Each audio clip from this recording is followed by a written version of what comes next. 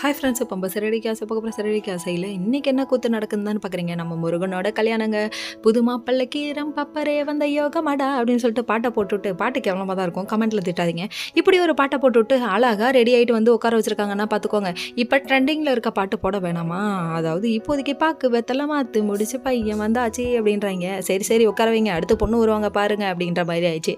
அதுக்கப்புறம் இங்கே ஒரு பக்கம் பொண்ணு ரெடி ஆகிட்டு இருக்க, இதில் ஒரு அலப்பறை கிளப்புற, அதாவது கல்யாணம்னா சலசலப்பு இருக்க வேணாமா, சலசலப்பு சச்சரவுகள் இதெல்லாம் இருந்தால் தானேங்க கல்யாணம். அதனால் இவங்க என்ன பண்ணிட்டாங்க, நம்ம ரோஹிணி போய் நிற்க ஒரு எல்லோ சாரி கருக்குருன்னு பார்க்குறாங்க. எதுக்குமா என்ன இப்படி பார்க்குறாங்கன்னு சொல்லி கேட்டால், இவங்க ஃபஸ்ட்டு அதாவது எக்ஸ் ஹஸ்பண்ட் இருக்காரு அவரோட ரிலேட்டிவ் வாங்க.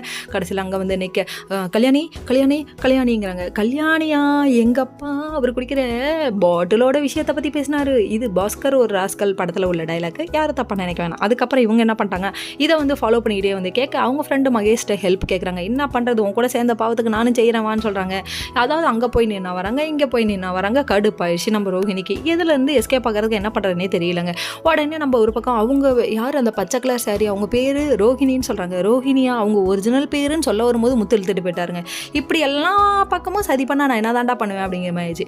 அதுக்கப்புறம் ஒரு நல்லபடியாக கல்யாணம் முடிஞ்சிச்சு, ஆளுக்கு கிளம்பி போயிட்டாங்க. இங்கே வீட்டுக்கு வந்து உட்காந்துருந்தா வீட்டில் ஃபோட்டோவில் தெரிஞ்சிருச்சுங்க. உடனே இதை பற்றி பேசிகிட்டு இருக்காங்க. ரோஹிணி ஃபோன் அடிச்சு, ஏமா அப்படி பண்ணுற, என்னை கேட்காம எங்கேயா வந்தீங்கன்னா அவ்வளோதான் சொல்லி இங்கே திட்டிகிட்டு இருக்க. இதெல்லாம் ஒரு பக்கம் இருக்குது. அதுக்கப்புறம் நம்ம முத்து ஒரு பக்கம் வந்துட்டு இருக்காருங்க. வந்த காரை வழிமறிச்சாரு நம்ம டிராஃபிக் அங்கிள். உடனே நிற்க வச்சா ஒரு பொண்ணை இடிச்சிட்டு போகிறாங்க. அந்த பொண்ணை காப்பாற்றினது